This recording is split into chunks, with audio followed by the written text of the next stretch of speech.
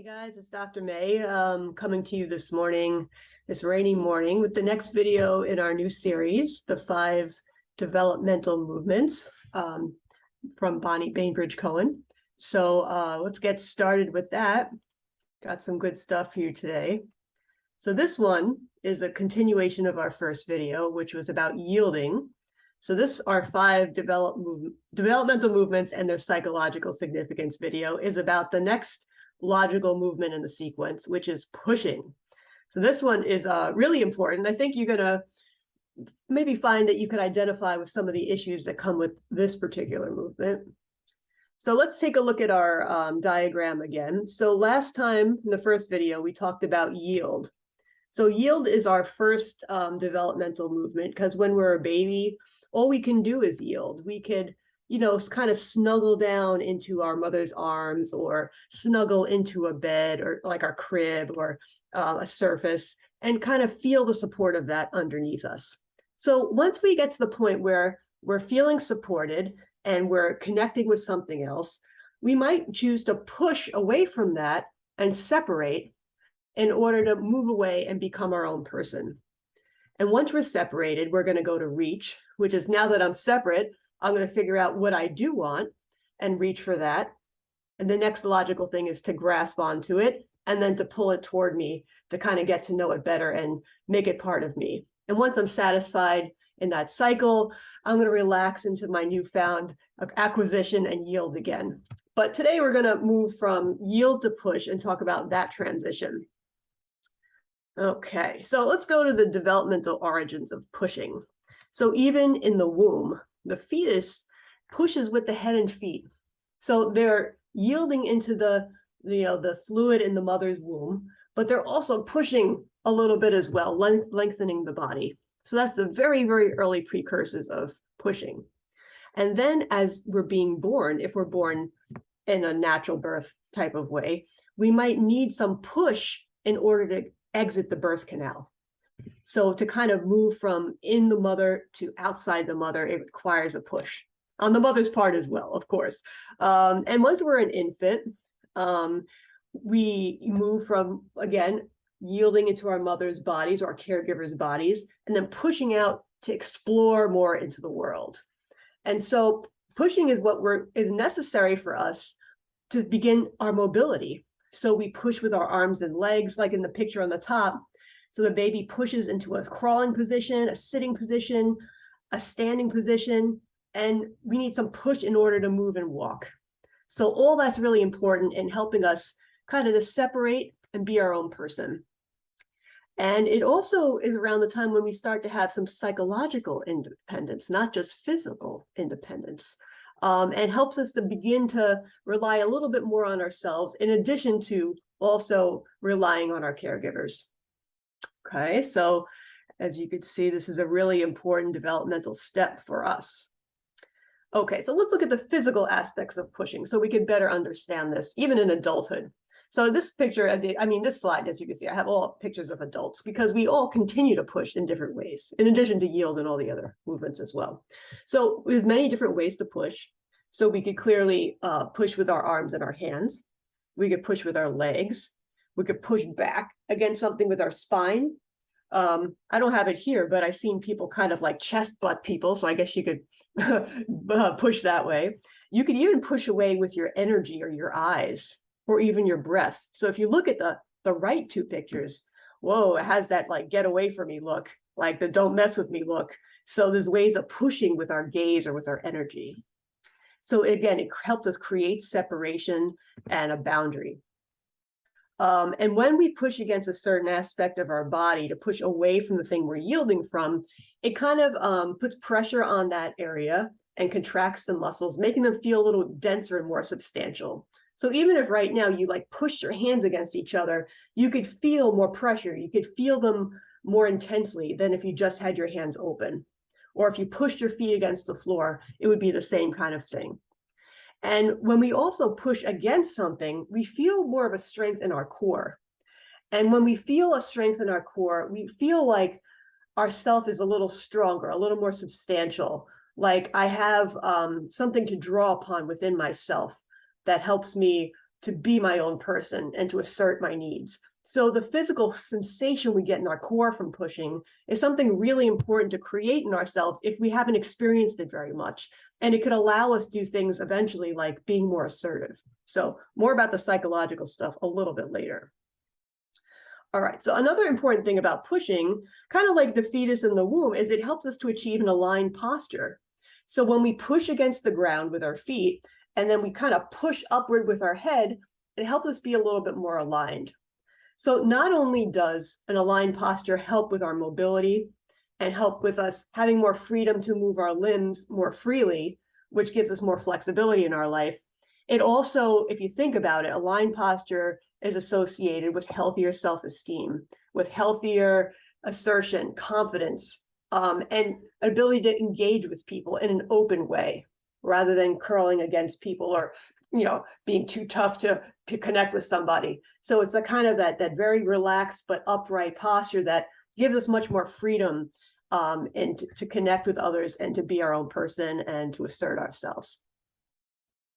Okay, so more of the psychological functions of pushing. So as I started to mention earlier, pushing is necessary for us to create a separate self. So there's a bigger term called individuation, which sometimes they use, which basically means like allowing myself to become an individual. Now I could be an individual that's also connected to another individual. It doesn't preclude me from connecting, but I could be solid in myself as my own person. And from that place, reach out to others, which would be the next movement that we'll talk about in the next presentation. A good push also helps to feel where we begin and end in space.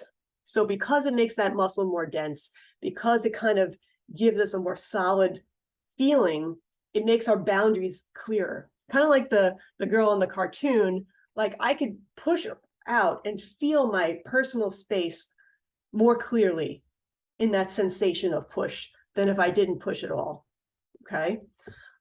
It also helps us create a locus of control inside ourselves.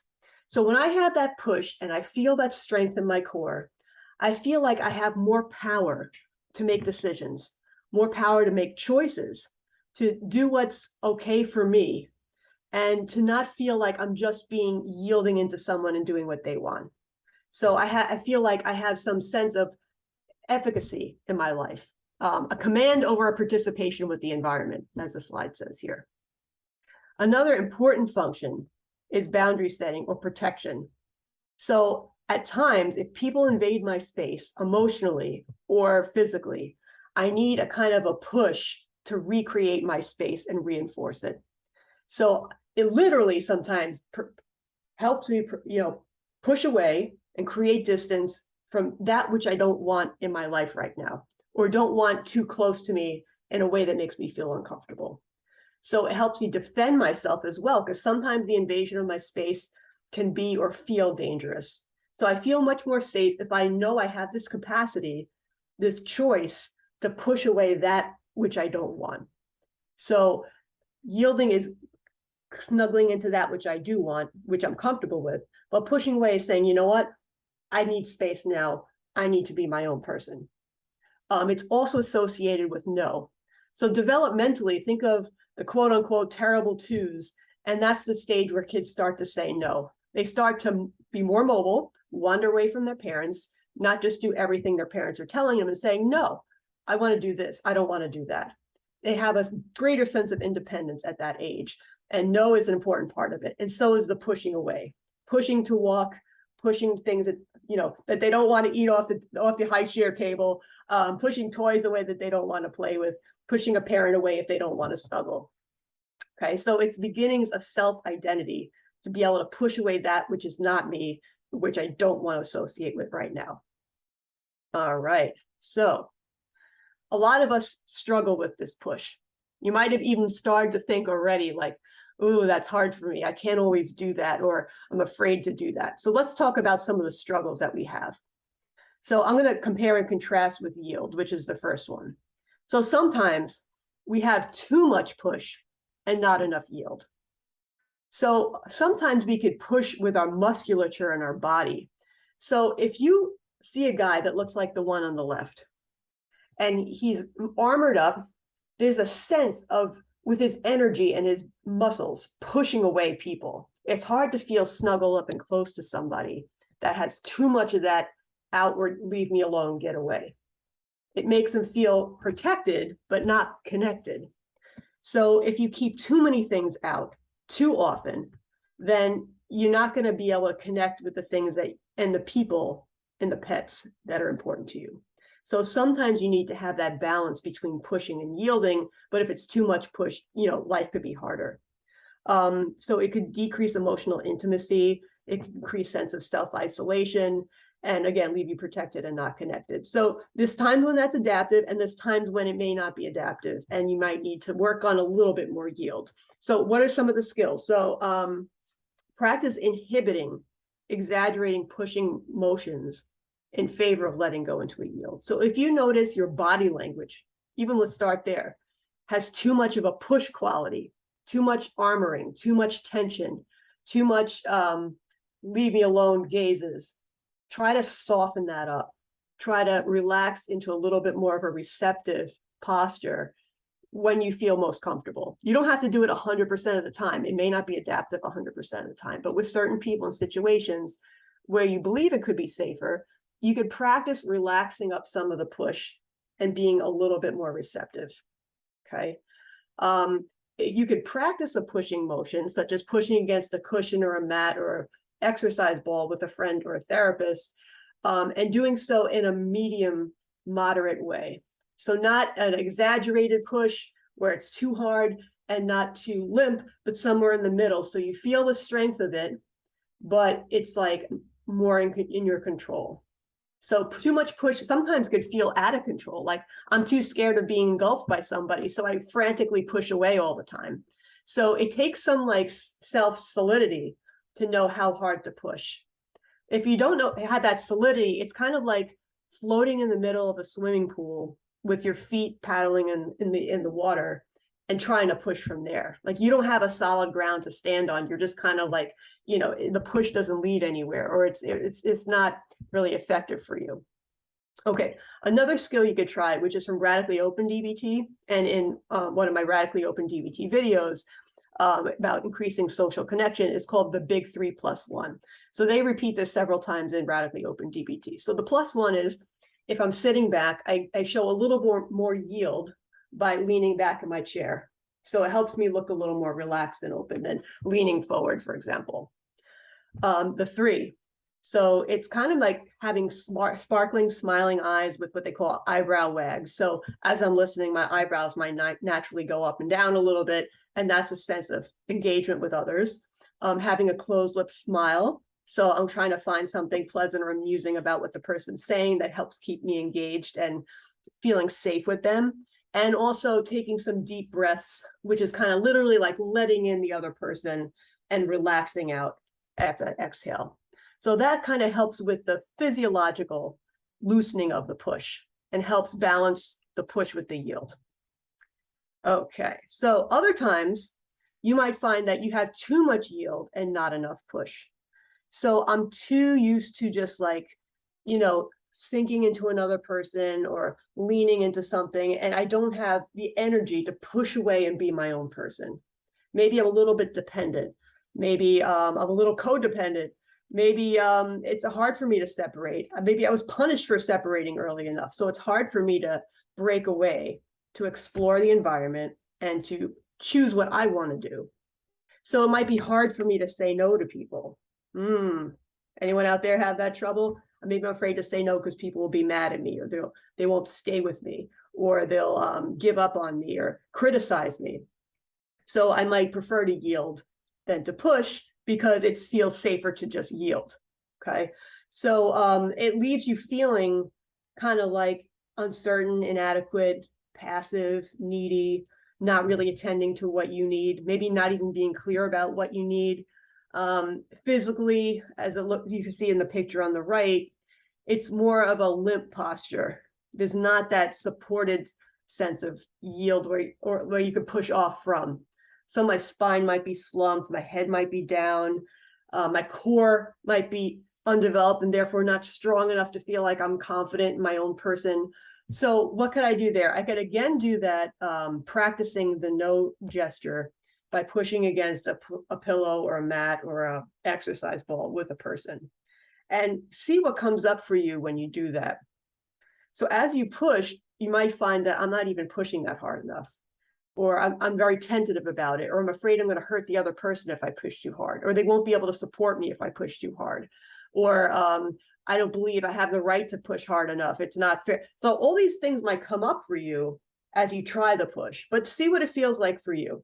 And if you go back and forth and practice it a little bit, you might start to feel a little more comfortable with the gesture. And as you feel more comfortable physically with the push, the psychological will start to catch up after that. And you might feel a little more entitled to push. All right. Okay. So the idea, as you could see from both of those things, is to balance yield and push. You don't want one too strong and one too weak. You want both of them to be flexibly available to you so that you could have healthy boundaries, which is really negotiating yield and push in a flexible way. So you could say no when you need to and be receptive when you need to. So you could trust in people when it's appropriate, but also push away when you need to and assert your needs and autonomy. So sometimes there's some closeness, sometimes there's some separateness. And in DBT, there's two skills that are very similar to this. So one is give, which stands for being gentle, interested, validating, and using an easy manner as a means of keeping good relationships. Another skill for self-respect is called fast. So it's being fair to yourself and others, no overly apologetic behavior, sticking to your values, and being truthful. So the give is kind of more like the yield, because you're yielding to another person and being receptive. Whereas the fast is a little bit more like the push. It's kind of like being clear about yourself and your own person with your self-respect and, keeping a strength that establishes your own boundary. So alternating between give and fast and that dialectic is often something we talk about in DBT. Another bonus they say about being able to balance yield and push is it helps you be more flexible and playful in your life and creative.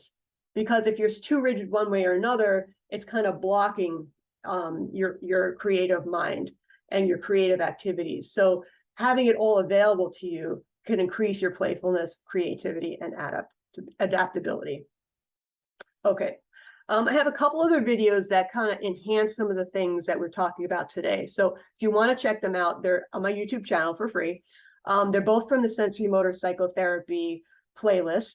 One is lesson 25, which is called Restoring Empowering Action. So in this one, it helps you to either regulate overactive fight or push responses.